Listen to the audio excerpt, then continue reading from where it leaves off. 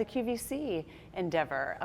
Really, above expectations right out of the gate. Tell me about it. Well, yes, it is a very successful launch, the Martha Stewart line on QVC. And what interested me very much about QVC and even HSN before that is that it is a multi-platform retail platform. Right. It's been around here for a long time, but the way that they're approaching it on Roku and on YouTube and on a lot of other channels, they're able to reach a huge audience of somewhere like north of 300 million shoppers. So it's an educational program format with a real retail purpose. So it's different than Amazon, which is the big threat to all retail in the United States right now. And it is a very, I think, popular way to sell items. You have the partnership with QVC, but also you're selling on Amazon. You're seeing all of the ways things Again, it's omni merchandising. Right. You have to be where the customer needs and wants you. So your product should be in all those venues now, in addition to the lovely department stores like Macy's, because there is still the shopper that wants to touch and feel and see.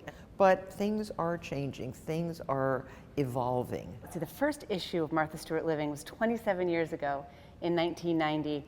How do you think you and your colleagues have been able to stay so relevant in this business? Even despite the sort of erosion in the newsstand market for magazines, sure, our subscriber base has stayed pretty much stable for the 27 years. We're really fortunate that the information that we portray on the pages of the magazine, the wonderful imagery, the beautiful photography, is really still relevant. I would say discipline too. You seem as though you're a disciplined businesswoman, that you know what's going to work for you, you're willing to try new things. Discipline sounds a little strict, but in fact we are both disciplined and experiential and experimental. You have to experiment in this crazy new world of ours. Let's talk a little bit about this great Snoop Dogg affiliation. What have been some of the big surprises? Well, we're just partners in entertainment, put it that way. Snoop and I really like working with each other. We've put together a kind of funny, quirky, entertaining dinner party show where we actually cook. We actually have real viable guests. And it's a silly, lovely, enjoyable, and educational show. How do you choose, Martha, who to do business with? Because you've been so successful in keeping your brand Martha, even when you've done other things like with Snoop or other ventures. Partnering with Snoop on a show like that doesn't detract from the brand at all. What it does is bring in a vast new audience of viewers, millennials, the VH1 audience. I mean, it's so different from my PBS audience. I mean, there are millions and millions of eyeballs out there trying to capture those eyeballs and getting them to understand what a brand, what a direction is all about. Is complicated. I bet he gets new audience too. Oh, he sure does. I bet he's got people coming up to him who never knew who he was. I mean, I have a house up in Seal Harbor, Maine. Couldn't get any waspier than that. And they all want Snoop to come and visit. What do you think your leadership qualities are?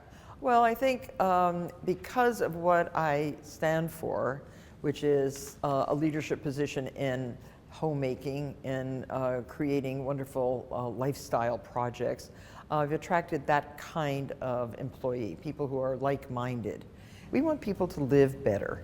And as a result, I think people do live better. We've made a big dent in the way people perceive their homes, their lifestyles, their cooking styles. It's so fascinating because Generation X, the women in my generation, we're uber competitive about how good we are at cooking and how good we are with our kids' school costumes, and we feel as though we're sort of born of this Martha Stewart generation of where it was good to be back in your kitchen. What do you think about the struggles of women who are trying to be perfect at home and have a great home life and good food for their kids, and they're also trying to kill at work? It's one of the most difficult things to do, that balance, which is so elusive to most of us. It didn't work for me. I thought, oh, I can do it. I can do all of that. I had to sacrifice a marriage because of the lure of the great job. But I don't regret it at all, because what I've done is something bigger and better than just one marriage, probably. I shouldn't say that.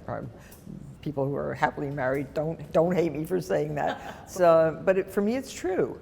It's impossible for most of us to get that balance.